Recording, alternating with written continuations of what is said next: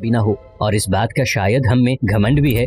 इसीलिए आज हम इंसान अपने आप को भगवान से कम नहीं समझते। हमें ऐसा लगता है कि हम इस धरती पर मौजूद सभी जीवों से सबसे ऊपर हैं, और इसीलिए लगातार हम कुदरत के साथ छेड़छाड़ करते रहते हैं। आज लाखों के पैमाने में पेड़ काटे जा रहे हैं और ऐसे कई काम किए जा रहे हैं जो कुदरती तौर से कभी भी नहीं करने चाहिए थे। आज हम इंसानों में इतना घमंड आ चुका है कि हम सीधा कुदरत को टक्कर देने चल पड़े हैं।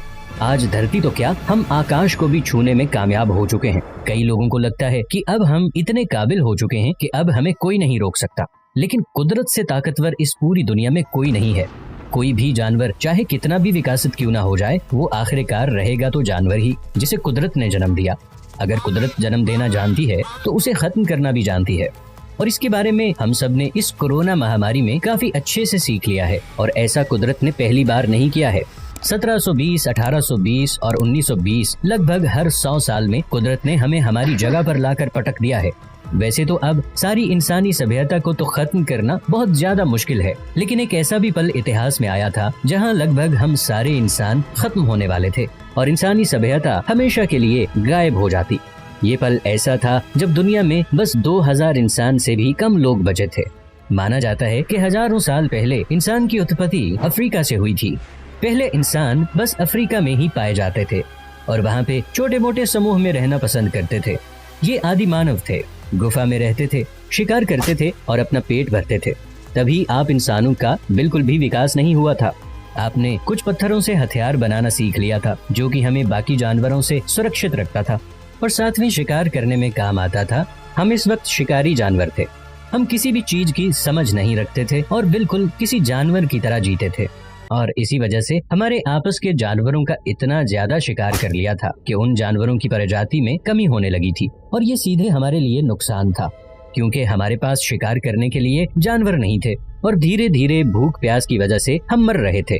वैज्ञानिकों का मानना है कि इस वक्त हमारी प्रजाति में ज्यादा से ज्यादा बस 2000 लोग बचे थे, जो भी कुछ पल में मर जाते। लेकिन किसी न किसी तरह से उन्होंने अपने आप को जिंदा रखा और अपनी पॉपुलेशन को फिर से बराबर करने के बाद इस बार वो बस अफ्रीका के लिए सीमित नहीं थे, क्योंकि हम इंसानों ने अपनी पहली गलती से सीख लिया था कि एक जगह पर रहने से फिर से खाने की कमी हो सकती है, और इसीलिए धीरे धीरे हम इंसान दूसरी जगहों पर भी जाने लगे। और एक पल ऐसा हो गया जब लगभग धरती के हर एक कोने में इंसान पहुंच चुके थे। हमने धरती पर एक प्रकार से राज कर लिया था और हमारी हर एक छोटी छोटी गलतियों से हम सीखते आ रहे थे और फिर जाकर हम इतना ज्यादा विकसित हुए। लेकिन अब अगर अचानक से इसी धरती से हमारा नामो निशान गायब हो जाए तो क्या होगा? ये एक ऐसी चीज है जो धरती को पूरे तरीके से बदल देगी। और हम बात कर रहे हैं बस इंसानों की। इंसानों की बनाई हुई हर चीज और सारे जीव जंतु अभी भी मौजूद होंगे, बस किसी वजह से हम सारे इंसान गायब हो जाएंगे। सबसे पहले जब ऐसा होगा तो पूरी धरती पर एक अजीब सा सन्नाटा छा जाएगा। इंसानों की चहल पहल पूरे तरीके से रुक जाएगी और इस वजह से धरती पर ऐसा सन्नाटा होगा जो पिछले हजारों साल में कभी नहीं आया होगा। सारे जानवर भी पूरी तरीके से चौंक जाएंगे। इस सब के बारे में सबसे पहले पक्षियों को पता चलेगा, क्योंकि वो आसमान में उड़ते हैं, और पक्षियों को ये भी पता चलेगा कि तुरंत सारे सिग्नल सब कुछ बंद हो चुका है, जो कि उनको काफी नुकसान पहुंचाता है। सिग्नल ही की तरह इंसानों की बनाई गई हर एक चीज लगभग आउट ऑफ कंट्रोल हो जाएगी।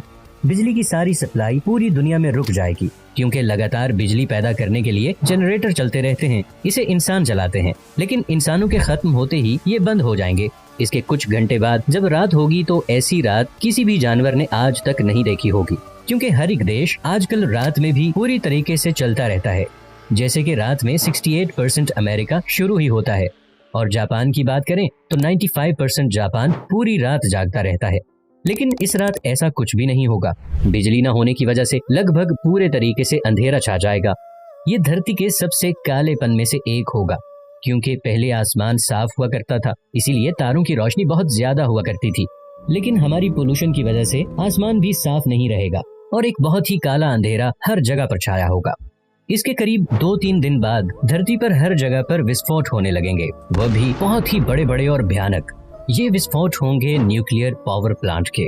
न्यूक्लियर पावर प्लांट में हर वक्त कूलिंग फैन चलता रहता है, ताकि न्यूक्लियर पावर प्लांट की गर्मी को कम किया जा सके और बड़े रिएक्शन होने से रोक दिया जा सके। लेकिन बिजली न होने की वजह से ये सारे कूलिंग फैन रुक जाएंगे और न्यूक्लियर पावर प्लांट किसी भी तरीके से कूल नहीं होंगे और उसके अंदर का यूरेनियम बुरी तरह से चलने लगेगा। कुछ ही देर में बहुत ही बड़े धमाके होंगे। आपको यूक्रेन के चेर्नोबिल पावर प्लांट के बारे में तो पता ही होगा। ये सारे धमाके उसी लेवल के होंगे, लेकिन फर्क ये होगा कि ये धरती के हर एक कोने में हो रहे होंगे।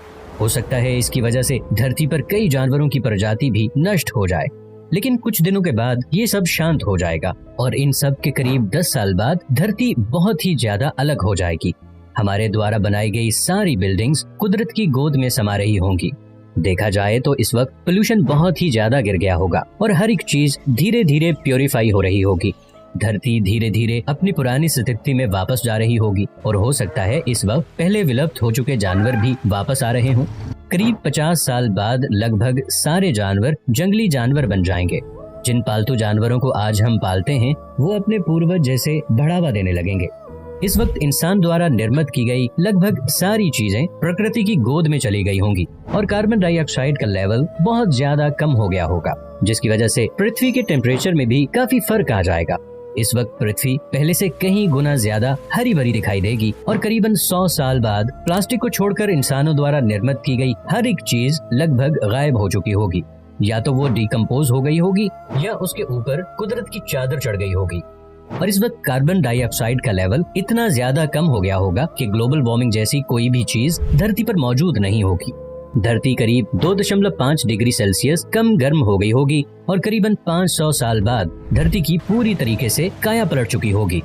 ऐसे कई नए जीव जंतु होंगे जो इस दुनिया में आ गए होंगे और हो सकता है पहले पाए जाने वाले कई दुर्लभ जीव भी फिर से जंगल में मिलने लगे होंगे और समंदर के जीव में भी काफी ज्यादा बढ़ोतरी होगी।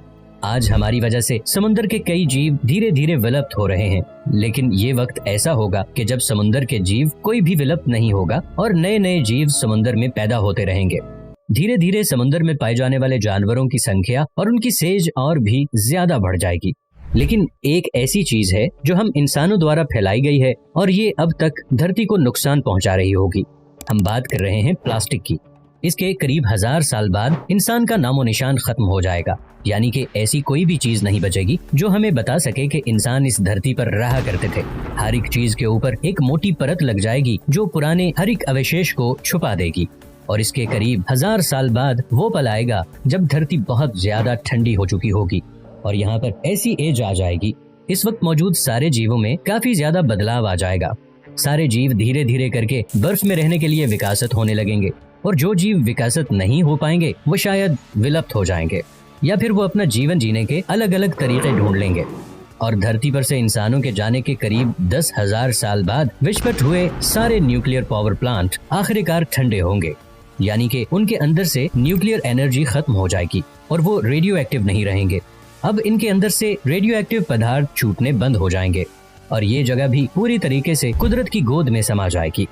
अब तक लोखंड की बनी सारी चीजें मिट्टी में मिक्स हो गई होंगी और अब बस कुछ बचा होगा तो वो है प्लास्टिक। अब इन सब के करीब 50,000 साल बाद प्लास्टिक भी धीरे धीरे डिकम्पोज होने लगेगा और हार्ड प्लास्टिक को छोड़कर बाकी सारी प्लास्टिक की चीजें करीबन डिकम्पोज हो चुकी होंगी। अब समुद्र पहले से कई गुना ज्यादा साफ होगा। पूरी धरती पर बड़े बड़े पेड़ पौधे होंगे और देखा जाए तो धरती की सेज भी पहले से बड़ी हो जाएगी, क्योंकि धरती पर पेड़ पौधों की एक अलग ही परत होगी। अब धरती पर कई ऐसे जानवर घूमने लगेंगे जिनके बारे में हम इंसान जानते भी नहीं। अब जानवर पूरे तरीके से जहाँ पर भी चाहें वहाँ जा सकेंगे। अब इन्हें किसी भी बात का डर नहीं रहेगा। अब वो पल आ जाएगा जब धरती पूरी तरीके से आजाद होगी और सारे जानवर अपने मन मुताबिक जी पाएंगे और इसके करीब 1 लाख साल बाद धरती पूरी तरीके से बदल गई होगी। अब इस धरती को देखकर कोई नहीं बता सकता कि यहाँ पर कभी इंसान रहा करते थे। इंसानों की बनाई गई हर एक चीज, यहाँ तक कि प्लास्टिक भी कहीं समा गया होगा। लेकिन वहीं पर एक थ्योरी आती है, जो एप्स हैं वो इंसानों से 98% मेल खाते हैं। चिंपैंजी और बंदरों का ब्लूप्रिंट इंसानों से इतना मिलता जुलता है और शायद इतने सालों के विकसित होने के बाद ये 2% में मिल जाएं और यही बंदर विकसित होकर फिर से इंसान बन जाएं। लेकिन इन इंसानों को इस धरती पर पहले भी इंसानी सभ्यता थी, इसके बारे में पता लगाने के लिए हजारों साल लग जाएंगे। और कई लोग तो यह भी मानते हैं कि हो सकता है कि हमसे पहले भी इंसानी सभ्यता रही होगी जो पूरे तरीके से विलुप्त हो गई होगी और इसके बाद हम आए होंगे। ये बहुत ही प्रचलित थ्योरी है और लोगों का यही मानना है कि आगे ऐसा ही होगा। हमारे विलुप्त होने के बाद फिर से इंसान की प्रजाति आएगी, और अगर ऐसा ना भी हो फिर भी 1 लाख साल बाद जरूर कोई ना कोई ऐसी सभ्यता आएगी जो हम जिद की या हमसे भी कई गुना ज्यादा चालाक होगी, क्योंकि एवोल्यूशन और व्यक्त ये 2 ऐसी चीजें हैं जो कि कभी नहीं रुकती हैं।